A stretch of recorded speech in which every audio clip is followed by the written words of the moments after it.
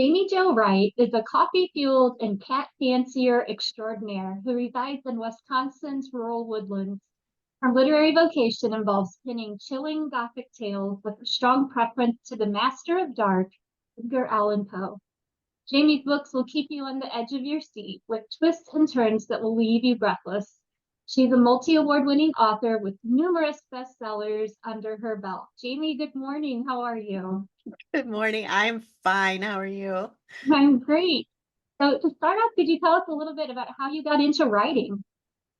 Oh yeah. Well, I've always loved books and I've always loved reading. And then when I was younger, like in grade school and junior high, I would get frustrated because I couldn't find the stories that I wanted to read. And then I realized the stories were in my head and that's why they weren't out there. So that's when I started dabbling in writing and it's kind of just stuck with me. Ever since then, I've been a storyteller. That's awesome. Now, for me growing up, I loved a good mystery. I loved Nancy Drew and all those, but Hmm. as a grown up, I thought I was over that. And I really love Christian romance or Hmm. historical romance. And I kept hearing your name and I kept hearing about your books. And I thought, I don't know that that's really my thing. Once I picked up one of your books, I've become hooked, and now I'm a huge Jimmy Joe Wright fan. So thank you for bringing that to us in a Christian forum. It's so much fun. No problem. And thank you so much for trying. I love it when people try to step outside of their comfort zone for genres, regardless of whether it's my book or somebody else's, because there's so many hidden treasures within inspirational fiction now. It's Christian fiction is so much broader in Yes, genre than what it used to be. And so there's really something out there for everybody. I agree 100%. Well, your latest book is called Night Falls on Predicament Avenue, which is the one I just finished reading Hey, this week. hey. So can you tell us a little bit about what inspired that story? Yeah, that story was inspired by a newspaper article that I found that was written in, oh, I think it was 1870 or so. It was an authentic article in the newspaper databases, and it was about a man who lived in an old house outside of town. And he was kind of a recluse, as far as the article claimed. And the townspeople realized he hadn't shown up in town for a while. So they went to check on him and found his house. And in the words of the newspaper, it was an ugly, grisly crime scene with blood spattered everywhere. Back then, the newspapers were very graphic because that was your only source of true crime at that point.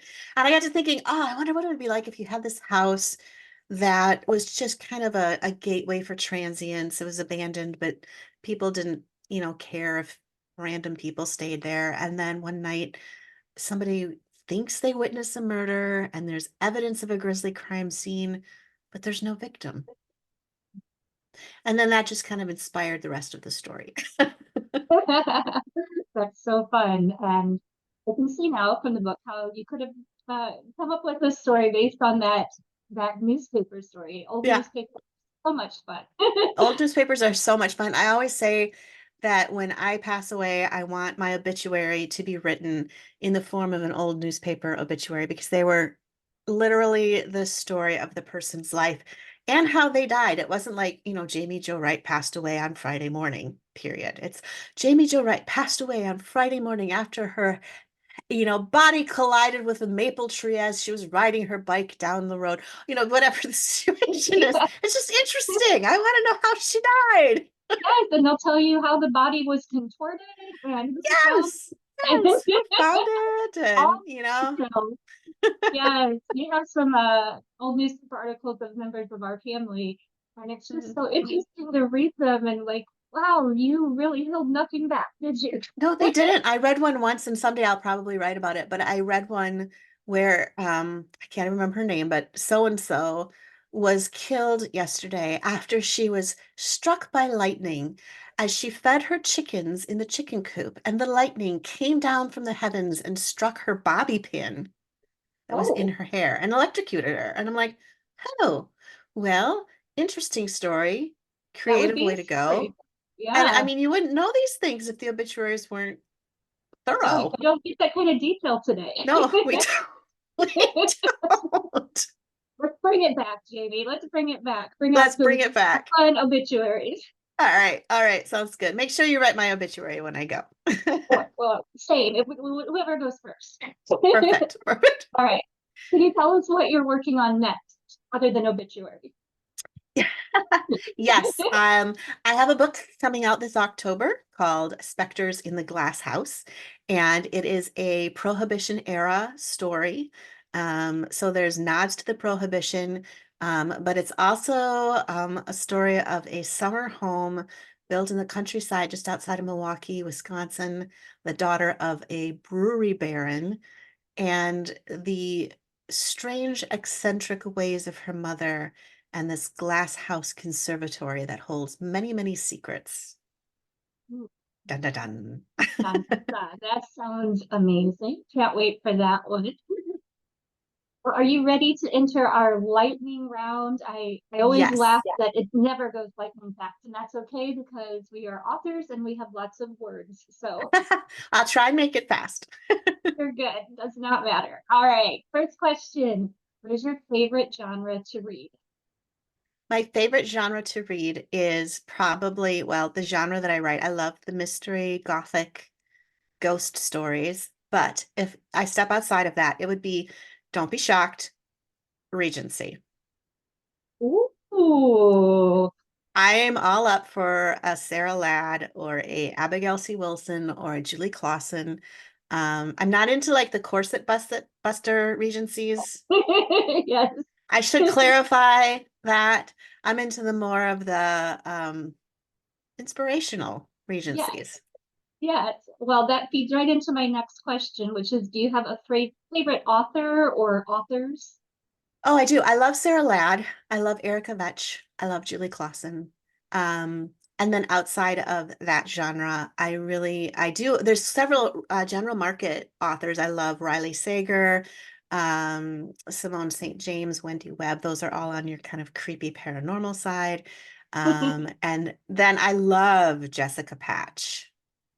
Jessica Patch writes inspirational, clean, but super suspenseful criminal minds type thriller serial killer novels, and they're really good. They're delicious. I have not read her yet, so I'm adding that to Mm, my list right add it to now. your list right now. All right. Keep stretching and growing, right? Yep, yep.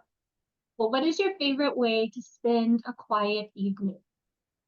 Oh, I'm just the most unimaginative person. I love to curl up with a book, or I love to curl up with a cup of coffee. And honestly, 9 times out of 10, you'll probably find my husband and I watching a movie or television show. It's just good, relaxed evenings that are quiet and don't require me to think. Sounds perfect. I like to not think. I understand that completely. Are you a plotter or a pantser? I'm a skeletor. I'm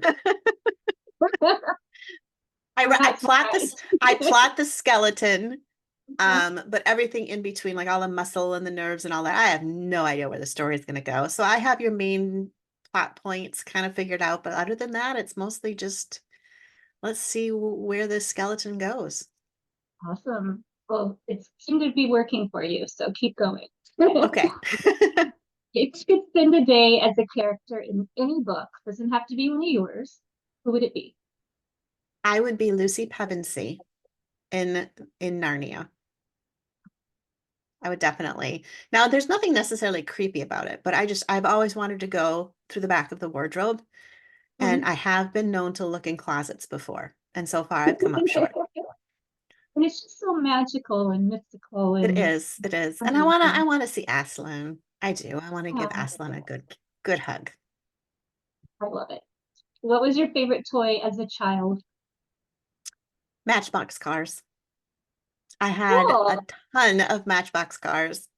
And then the best one that I had was a Matchbox car that was almost to the letter how Nancy Drew's convertible was described in her book. My mom searched high and low to find me my Nancy Drew car, Aw, and that was I my love favorite. that. What a Hmm. great honor.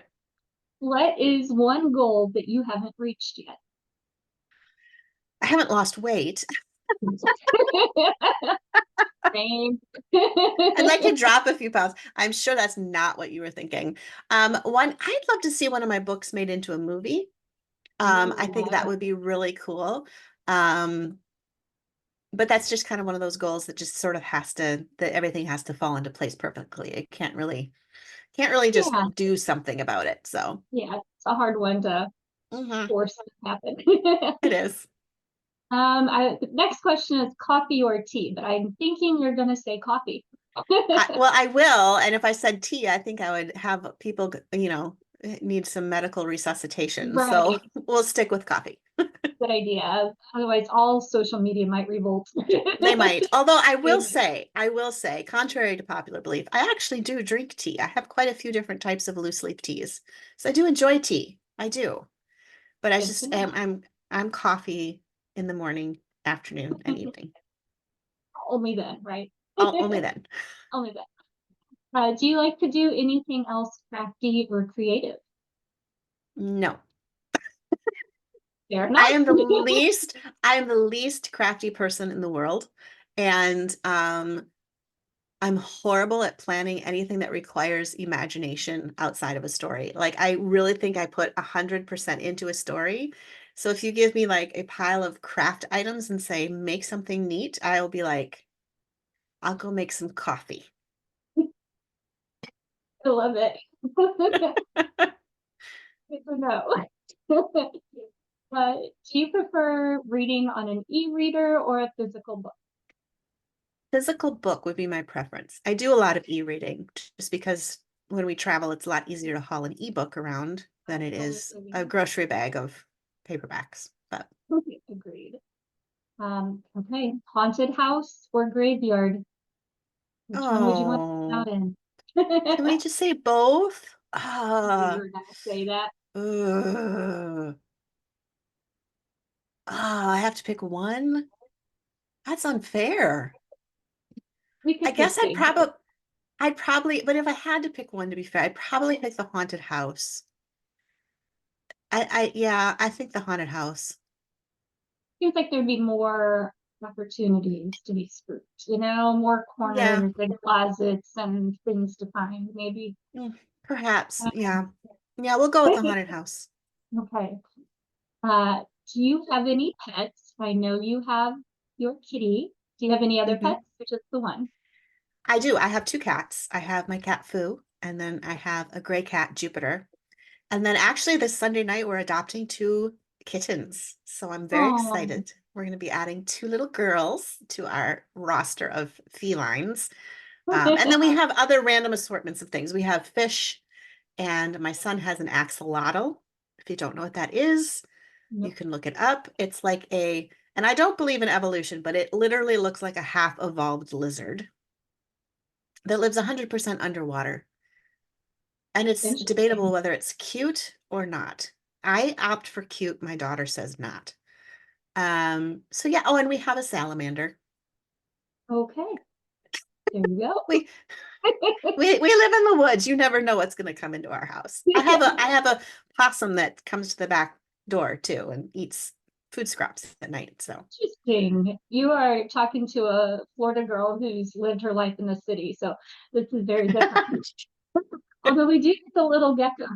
well, there you go. Yeah, yeah. They come in anytime they want. Yep. How do you pick names for your characters? Sometimes they just pop into my head. Other times I'll look up like a census from the era in which they would have been born, and I'll look and get some name ideas for that. And then if I'm really at a loss, I'll just ask my daughter and she'd just give me a name. My daughter is in charge of naming all the pets or animals in my, that's There her. you go. She claimed it a long time ago, and she's going to have to do that now for the rest of her Yeah, life. yeah, that's fair. What's the first concert you ever attended? The first concert I ever attended. Oh, I've been to so many. I think it was DC Talk. Mine Years and too. years and years ago. I think it was DC Talk. Yeah, which that would be Awesome. better known as Toby Mac and the gang today, but Uh-huh. yeah. Yes. Mhm. DC Talk opened for Michael W. Smith at my first concert. First concert ever. Oh, Taking us wow. back a little bit. That, yeah, just a little. Little. What is your dream destination to just sit and write? Rome. Ooh, I've been yeah. to Rome. I've been to Europe. I've been to Asia. But Rome is the place I love Rome. Rome is, I always say Rome's the city of my heart. And I'm not even an ounce of Italian, but It's okay. It's okay. Rome is pretty amazing. All right, yes. last question. A Okay. book you're excited to read. A book I'm excited to read. Well, Mhm. I kind of shouted out her name earlier, but Jessica Patch just had her new book, Garden Girls, release. And it's on my Audible right now. And I'm going on a car ride tomorrow, and I'm quite anxious to start the book. Perfect. All right. You nailed those questions. It's great. I tried.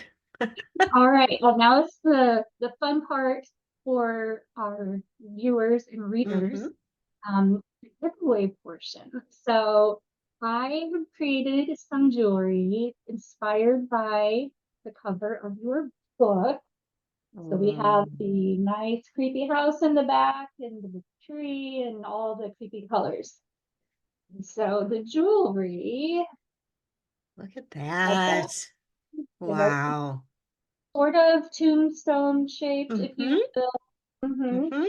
And it's some of the clay is translucent, so the It's light kind of shines beautiful. through. Difficult to see through the computer, but they're fun. So they will be able to win the jewelry. Hmm. And forgot to ask you, are you also donating a book? Yes, I am. Okay. Put you on the spot completely. That's okay. I kind of figured that was coming anyway because it would make sense to get a book and the jewelry, but Perfect. So when this video goes live, we will have a graphic on social media on yours and on mine. mhm. And people just need to follow you on Facebook or Instagram and follow me on Facebook or Instagram. And then comment done on one of our giveaway graphics. That's all they have to do. Yay. And they'll be entered to win, and we'll pick a winner Wednesday night. And I always want to make sure people remember that I only announce the winners in a video because we've had scammers who will reach out and say, you're Hmm. the winner, send me your credit card information.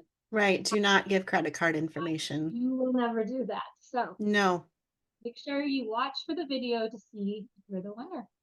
Jamie, absolutely. so much fun talking with you and getting to know you better. And I'm looking forward to your book in October.